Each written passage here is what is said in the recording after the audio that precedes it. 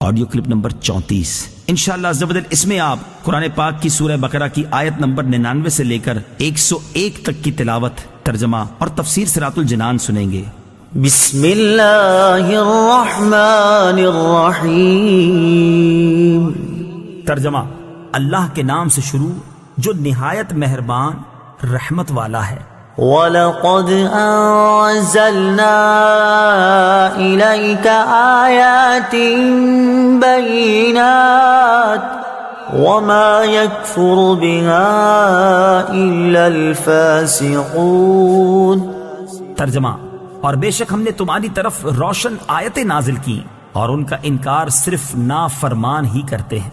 وَلَقَدْ أَنزَلْنَا إِلَيْكَ آيَاتٍ بَيِّنَاتٍ، اور بے شک ہم نے تمہاری طرف روشن آیتیں نازل کی۔ تفسیر صراط الجنان میں ہے، ابن سوریہ نے نبی اکرم صلی اللہ تعالی علیہ وسلم سے کہا کہ آپ کوئی ایسی چیز لے کر نہیں آئے جسے ہم پہچانتے ہوں، اور آپ پر ایسی کوئی روشن آیت نازل نہیں ہوئی جس کی وجہ سے ہم آپ کی پیروی کریں۔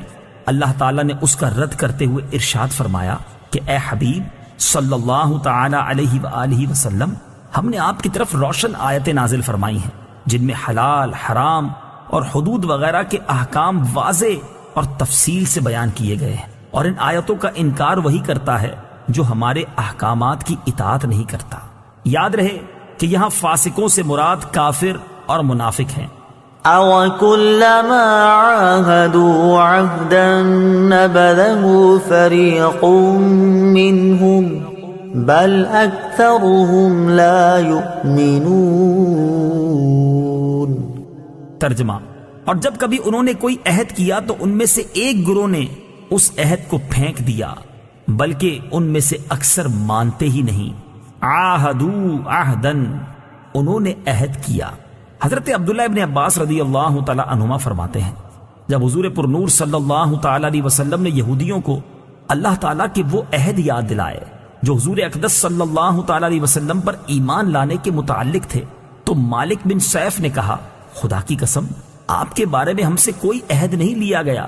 اس کے جواب میں یہ آیت نازل ہوئی اور فرمایا گیا کہ یہودیوں نے جب کبھی کوئی عہد کیا تو ان میں سے ایک گروہ نے اس عہد کو ویسے ہی پیٹھ پیچھے پھینک دیا، بلکہ ان میں سے اکثر یہودیوں کو تورات پر ایمان ہی نہیں، اس لیے وہ عہد توڑنے کو گناہ نہیں سمجھتے اور نہ ہی اس بات کی کوئی پرواہ کرتے ہیں۔ بعض مفسرین نے فرمایا کہ یہودیوں نے یہ عہد کیا تھا کہ جب نبی کریم صلی اللہ تعالی علیہ وسلم کا ظہور ہوگا تو ہم ان پر ضرور ایمان لائیں گے اور عرب کے مشرکوں کے خلاف ہم ضرور ان کے ساتھ ہوں گے۔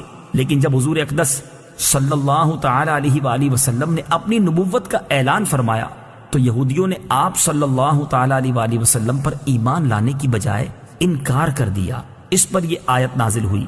وَلَمَّا جَاءَهُمْ رَسُولٌ مِّنْ عِندِ اللَّهِ مُصَدِّقٌ لِّمَا مَعَهُمْ نَبَذَ فَرِيقٌ مِّنَ الَّذِينَ أُوتُوا الْكِتَابَ كِتَابَ اللَّهِ وَرَاءَ ظُهُورِهِمْ كَأَنَّهُمْ لَا يَعْلَمُونَ۔ ترجمہ: اور جب ان کے پاس اللہ کی طرف سے ایک رسول تشریف لایا جو ان کی کتابوں کی تصدیق فرمانے والا ہے تو اہل کتاب میں سے ایک گروہ نے اللہ کی کتاب کو پیٹھ پیچھے یوں پھینک دیا گویا وہ کچھ جانتے ہی نہیں ہیں۔ جاءہم رسول، ان کے پاس رسول آیا۔ یہاں رسول سے مراد سرکار دو عالم محمد مصطفیٰ صلی اللہ تعالی علیہ وآلہ وسلم ہیں، اور چونکہ آپ صلی اللہ تعالی علیہ وسلم توریت، زبور وغیرہ کی تصدیق فرماتے تھے اور خود ان کی کتابوں میں بھی حضور صلی اللہ تعالی علیہ وسلم کی تشریف آوری کی بشارت اور آپ صلی اللہ تعالی علیہ وآلہ وسلم کے اوصاف و احوال کا بیان تھا، اس لیے حضور انور صلی اللہ تعالی علیہ وآلہ وسلم کی تشریف آوری اور آپ صلی اللہ تعالی علیہ وسلم کا وجود مبارک ہی ان کتابوں کی تصدیق ہے۔ لہٰذا اس بات کا تقاضا تو یہ تھا کہ حضور اکرم صلی اللہ تعالی علیہ وآلہ وسلم کی آمد پر اہل کتاب کا ایمان اپنی کتابوں کے ساتھ اور زیادہ پختہ ہوتا، مگر اس کے برعکس انہوں نے اپنی کتابوں کے ساتھ بھی کفر کیا۔ مشہور مفسر سدی کا قول ہے کہ جب رسول کریم صلی اللہ تعالی علیہ وسلم کی تشریف آوری ہوئی تو یہودیوں نے توریت اور قرآن کا تقابل کیا، اور جب دونوں کو ایک دوسرے کے مطابق پایا تو انہوں نے توریت کو بھی چھوڑ دیا۔ وراء ظہورہم، اپنی پشتوں کے پیچھے۔ تفسیر صراط الجنان میں ہے پیٹھ پیچھے پھینکنے سے مراد ہے اس کتاب کی طرف بے التفاتی کرنا۔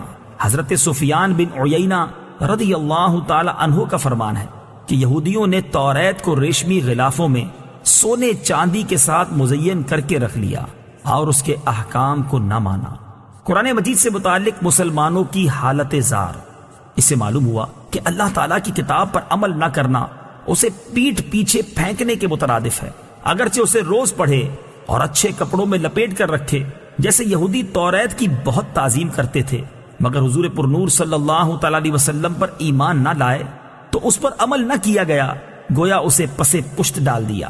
آج کے مسلمانوں کا حال بھی اس سے بہت مشابہ ہے کہ قرآن پاک کے عمدہ سے عمدہ اور نفیس نسخے گھروں اور مسجدوں میں الماریوں کی زینت تو ہیں، ریشمی غلاف بھی ان پر موجود ہیں، لیکن پڑھنے، سمجھنے اور عمل کرنے کی حالت یہ ہے کہ ان الماریوں اور ریشمی غلافوں پر گرد کی تہ جم چکی ہے، اور حقیقتاً وہ گرد ان غلافوں پر نہیں بلکہ مسلمانوں کے دلوں پر جمی ہوئی ہے۔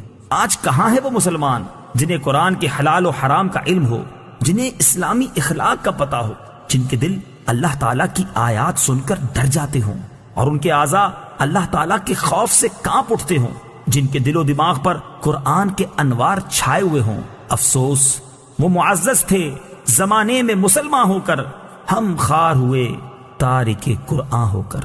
اس آیت سے اشارتاً معلوم ہوا کہ قرآن شریف کی طرف پیٹھ نہیں کرنی چاہیے، کہ یہ بے رخی اور بے توجہی کی علامت ہے، اور یہ بھی معلوم ہوا کہ بے عمل آدمی جاہل کی طرح ہوتا ہے، بلکہ اس سے بھی بدتر ہے۔